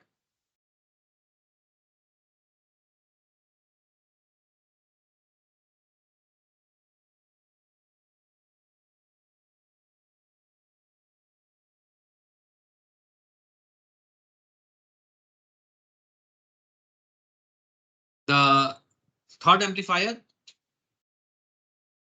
what is the scenario? So we have basically single-ended input, single-ended output. So in this case, output is single-ended. Therefore, it is not having the benefit of cancelling out, right? So we are not taking V out plus minus V out minus. We are having a single-ended output. But still, this amplifier gives good common mode rejection. Why? Because if you are applying, suppose, the same common mode, delta VG on both of them, same. For the common mode case, what is the effect of this? So this will produce some, assuming that it is going to produce some small signal current. So whatever small signal current it is producing, suppose it is I, delta I. So this delta I goes here. It also mirrors and goes here, delta I, because it is acting like a current mirror. And this guy is also producing the same delta I. Now, in this case, this delta I are in the same direction, right? Earlier, it was summing up. Now, it is subtracting. Therefore, if I assume an RO, nothing is going inside it, ideally. Is that clear?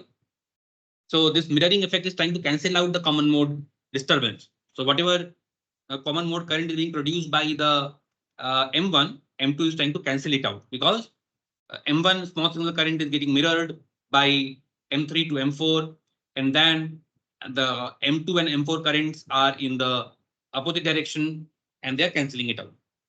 Therefore, despite having a single-ended output, this topology, although it provides finite common mode rejection, but it has good common mode rejection. Is that clear to everyone? Yes, sir.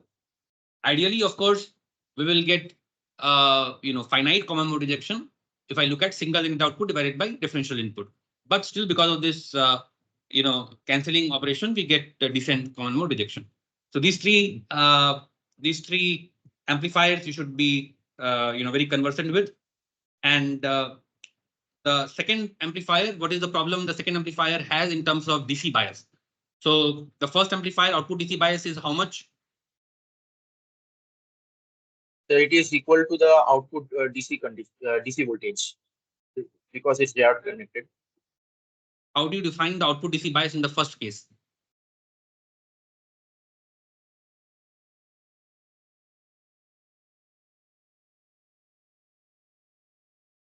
Yes, given this circuit, how will you estimate the output DC bias of the first case?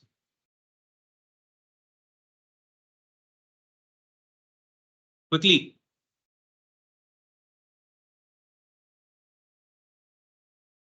What is the big deal?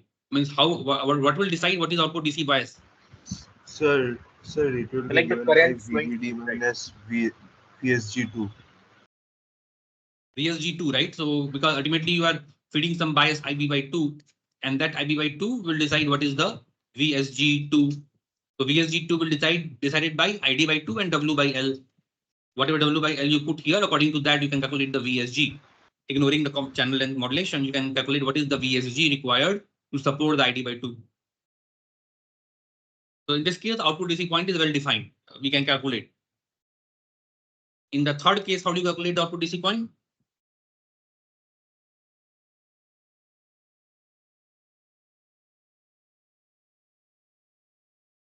Yes, in the third case, how do you calculate the output DC point?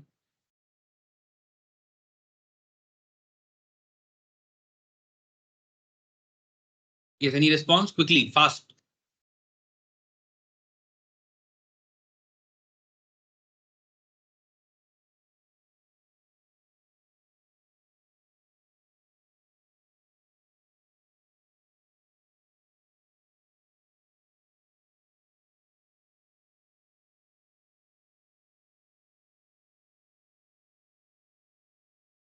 Yes, these easy things you should be able to tell. What is the output DC point? How do you calculate the output DC point for the third case?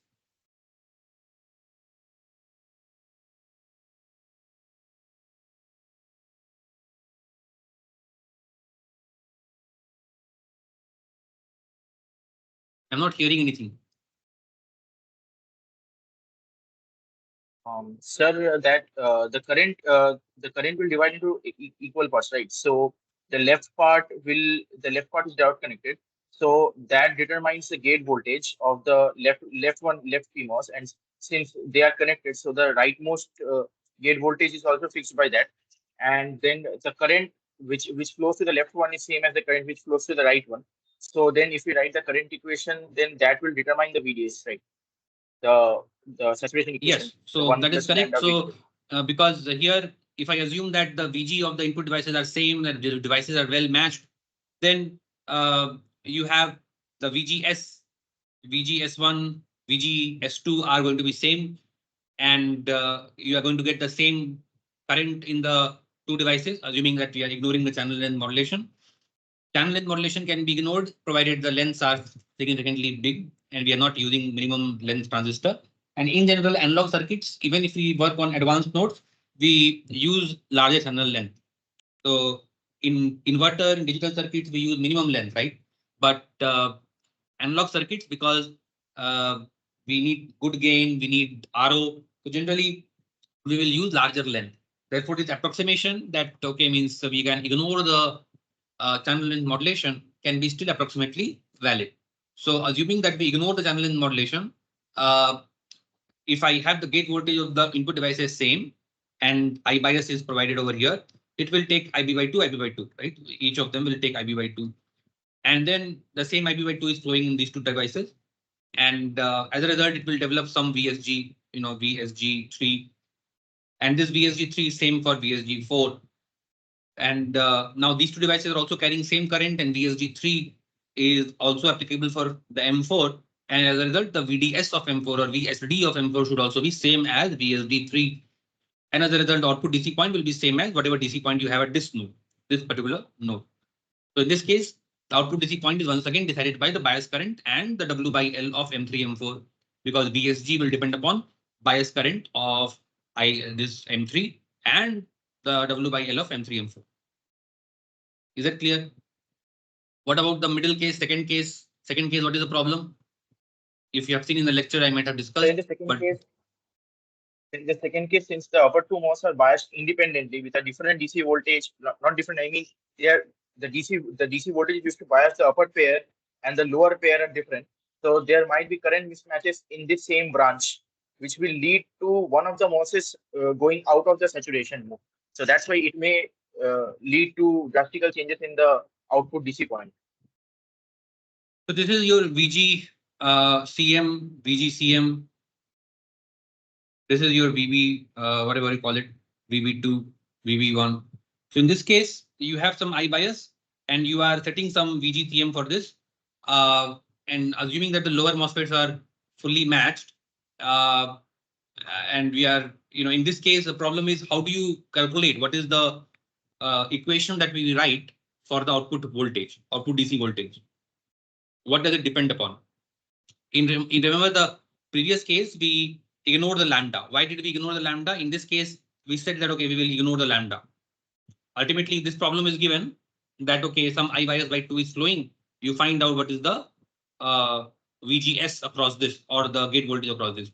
The ideal equation, the complete equation in saturation region is 1/2 mu n COX W by L, VGS minus VT square 1 plus lambda VSD. Now again, you can just reverse this VSG rather than, so, I can just, for the sake of, clarity, I can just, and this is your mod VT, VSG minus mod VT. So this is the exact equation, right? Now, in this case, we said that, okay, you ignore lambda. Why are we ignoring lambda?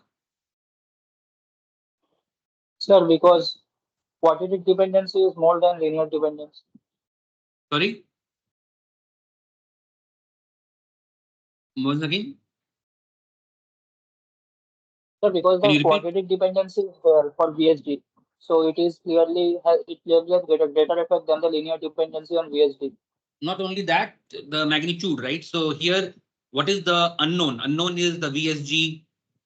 The gate voltage is the unknown. So in this case, if you look at the unknown, source is anyway known. So VDD, VSG. So VDD minus VG minus mod VT square 1 plus lambda P VSD. So VDD minus, VG, because the source and the gate are, the drain and the gate are same. So VDD minus VG. This is the equation. And in this case, What is the value of lambda generally that we have seen? What is the value of lambda? 1 plus 0.01 something. So you have basically, VDD minus VG. So X minus mod VT, whatever. So X minus mod VT square and 1 plus 0.01 X. So as compared to the first term, second term is definitely going to be much smaller, right? I can ignore the 0.01 X. Is that clear? We put the numbers, right? The number range also, it depends on what range X is. If X is very big, then you cannot ignore. But if X is, in this second bracket, 1 plus 0.01 X, what is X? X is, in this technology, we are talking about the VG. So it may be less than, say, 1 volt, somewhere around 0.7, 0.6, something like that, 0.6, right? So this is something like 1 plus 0.06, 006, something like this, right? So this, as compared to 1, can be ignored. Is that clear? So then, in this case, it is okay to, ignore. But in this case, it is not okay to ignore. Why it is not okay to ignore? Because you have to find the output voltage, output DC V out. VG1, VG of the both transistors are fixed. VG of the upper transistor is also fixed. So these are not variables. These are fixed. The only variable is the output voltage, drain voltage. And we want to find out that voltage. Therefore, we can't ignore the lambda because lambda is going to lead to the drain voltage because the output voltage in this case is dependent upon lambda. Is that clear? My known variables are VG, CM, VB1, VB2. These are known variables. Unknown variable is V out, the drain voltage. So calculating, what will you do? You will ultimately equate the current in the two devices, right? ID1, whatever you call it, M1, you can call it M3. We will call I1 equal to I3. And then calculate the output voltage. So I1 equal to I3 equal to, assume that, we are having IB by 2. So both are equal to IB by 2. I1 is given by VGS1 is VT square, VGS1 minus VT square. Now this is a constant, right? 1 plus lambda VDS. So VDS is V out minus, VS, whatever you have. That is also, you can, for the time being, assume that this voltage is some DC voltage VS, minus VS square. 1 plus this. And this should be equal to the upper side. So for that also the same, you have to write some K constant will come, some K1 VSG. So VSG minus mod VT. This again is constant times 1 plus lambda P. This is lambda N. So again for this one, it is lambda P times VSD, right? So what is VSD? VDD minus V out. So this is a constant term in this case. This is a constant term. I can forget about this. So now my V out is dependent upon 1 plus lambda and V out minus VS. I'm just, some constant K, K1, K2. So I can take it on one side and put it as a K effective or some ratio. 1 plus lambda P VDD minus V out. So in this V out equation, ultimately you will get a strong dependency on lambda N and lambda P, right? Is that clear? The V out expression is solely dependent upon this lambda and lambda P. Other values are all constant. So lambda and lambda P will have a strong dependency on this lambda and lambda P. These lambda and lambda P are going to vary a lot from device to device. You have seen in the exam also, in your lab also, the different devices will have very different values of, the lambda. So for the MOSFET, you will get very, very different values of the slope. So lambdas are going to be significantly different. As a result, the output is going to be very, very sensitive to the lambda. And as a result, it is not well defined. If you design 10 such differential amplifiers, after fabrication, the output voltage will be, it will be strongly dependent on lambda and it will vary a lot. And especially if you are trying to bias it in the high gain region. So differential amplifier also has a input output characteristics, right? So if it will also have V, if this is the differential out input, V in plus minus V in minus, ultimately, how does the output look like? Output curve will be like this, right? So you have seen this kind of curve. This is your V out plus, and this is maybe V out minus, and this is your x-axis is V in plus minus V in minus. So in this case, if this region is very narrow, right, this is the high gain region. And as a result, first of all, your output DC level is very highly sensitive to the lambda. So you may end up anywhere, here, here. So in this high slope region, because of small changes in lambda, you may end up anywhere in this curve. So it may end up one of the side may end up being close to ground, another side may end up being close to VDD. Is that clear? So this is not a self-biased circuit. It requires additional help for biasing. So fully differential amplifier with current source active load. This is called current source active load. So in this case, it is not self-biased and it requires an additional circuit called common mode feedback for biasing. Whereas other two schemes are self-biased. Is this clear to all of you?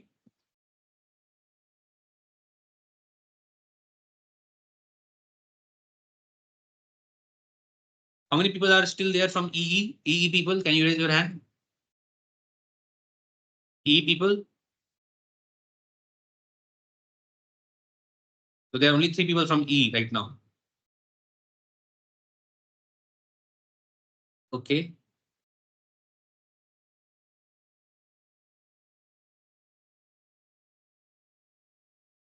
Five people from EE and rest. So EE, we have to, encourage more people. So somehow, anyway, today, half the people are absent anyway.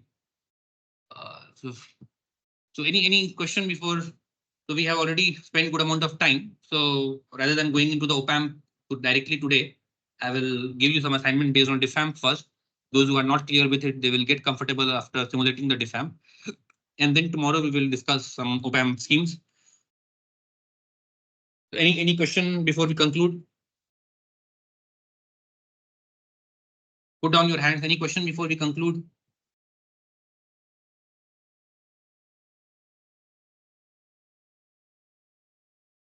But this one is again like a recap. Yes, any question? So one thing which I wanted to ask is that, like in this topology which you discussed, the current source topology, if the current, there may come cases, right, that the current which is flowing through a single branch, the DC current, is getting mismatched. Like the current in the NMOS is different from the current in the PMOS. Which case? The mismatch analysis. Yeah, mismatch. Third case mismatch. No, not third case. I mean second amplifier mismatch. Yes. So second amplifier, what is the problem? The problem, sir, what I wanted to ask is that if it because of mismatch, if it occurs, that the current which is flowing in the PMOS is different from the current flowing in the NMOS slightly, then what will happen to the output voltage? Current in the PMOS and NMOS cannot be different, right? So current in the PMOS and NMOS will be same. In the two branches, you can have different current. What I meant was that assuming that they are in saturation, the currents are coming out to be different. So current cannot come out to be different. As long as the devices are in series, the current will be same. Okay, sir. In one branch, current cannot be different, right? They are series connected devices. So whatever current is flowing in the PMOS, the same will flow in NMOS. Only thing is the two sides you can have different currents if the mismatch is there. Yeah. Yes, sir. But my query was that what I wanted to ask is that suppose we assume that both devices are in saturation, and then we write the current equation and then equate them, but it does not have a solution. That indicates that in saturation, both of them cannot have the same current, right? So one of them must go out of saturation. Then how will I understand? What do you mean? So this equation is for so this is whatever I have written is for saturation region only, right? And it is solvable. Yeah. What is the problem? Like, sir, because I was simulating this thing in the LT Spice, and it showed that one of my MOS is getting out of saturation and getting in triode. That's why I am asking the thing.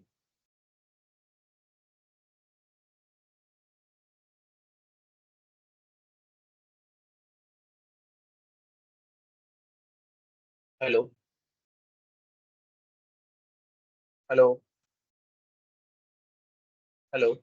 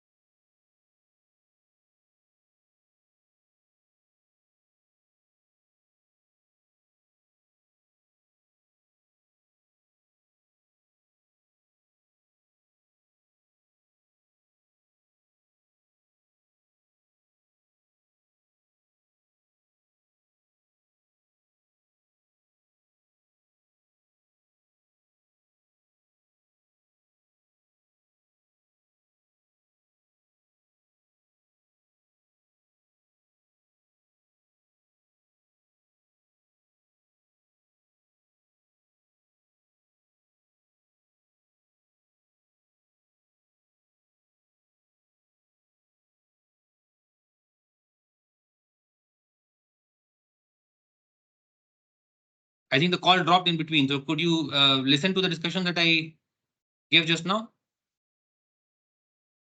Who had asked the last question? Hello, sir. Can you hear me? Yes. Hello. Yeah, Yes, I sir. can hear you. What I wanted to ask. Yeah. Sir, what I wanted to ask is that I simulated one of the circuits in LD Spice, and then it showed that one of the MOS is in saturation. Like, I do not remember now exactly. I think the lower one or the upper one, one is saturation and the other one was in triode. That's why I was asking. So whatever happens, the current will remain same, right? As long as the two devices are in series, the current will remain same. Okay. Whether one of them is in triode, both are in triode, one of them in saturation, doesn't matter. Because they are series connected, whatever current is flowing in one of them, the same DC current will flow in the other, as long as the DC current is concerned. Okay. While calculating this expression, here we have assumed saturation region operation, because that is for the differential amplifier operation, that is what is desired.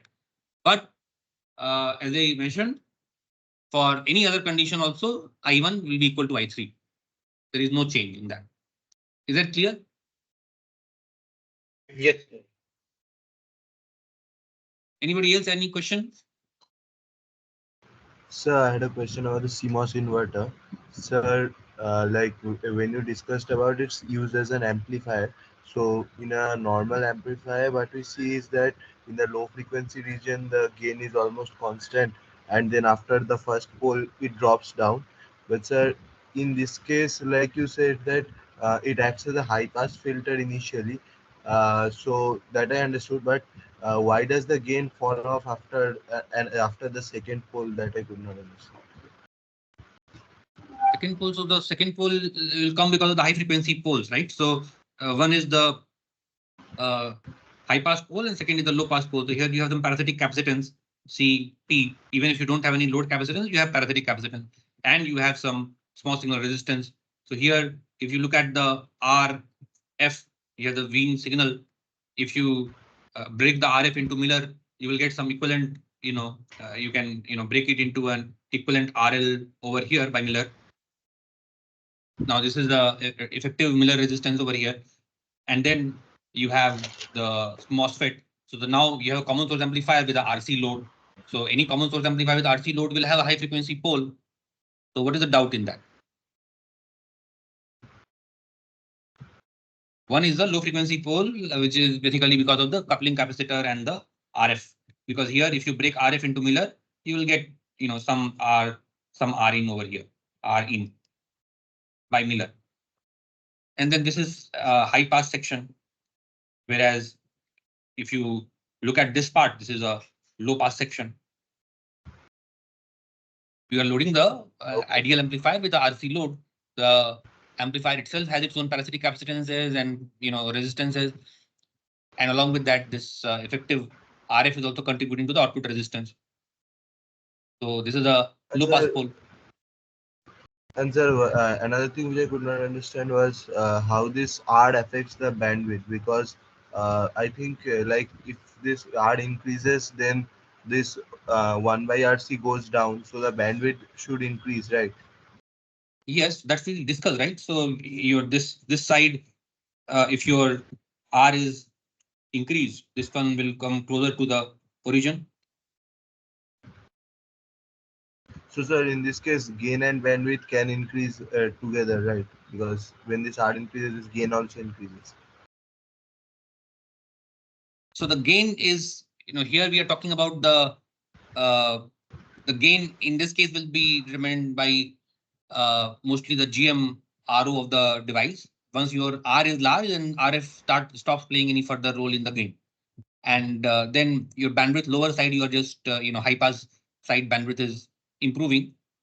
So you can say yes, means in the lower cutoff frequency is going pushed towards the origin, but the bandwidth generally is defined in terms of the higher one. So lower side anyway, it is good to push it from maybe 10 hertz. You are able to push it to 1 hertz. You are push it to 0.1 hertz. But how fast you can operate the circuit, that will be determined by the upper pole. There you have again the same constraint. This will not decide how fast you can operate the circuit. This will just decide what is the minimum signal you can pass. But when we talk about bandwidth and the speed of the circuit, more often we are concerned with the speed. That speed is determined by this. Is that clear? Yes, sir. Any other question?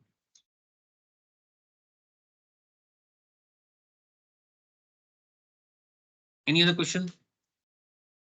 Yeah, in none of the simulations, I saw this amplifier.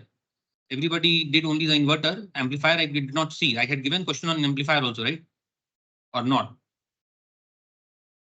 Oh, I did not give a question on amplifier. I forgot to give. Okay. So somehow I think I missed it. All right. Anyway, so I will give you some small assignment on the differential amplifier, and tomorrow we will cover op-amp. Any question before we conclude?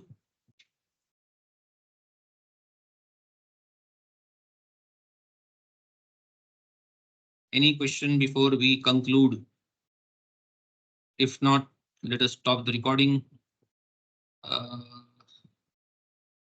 Stop recording.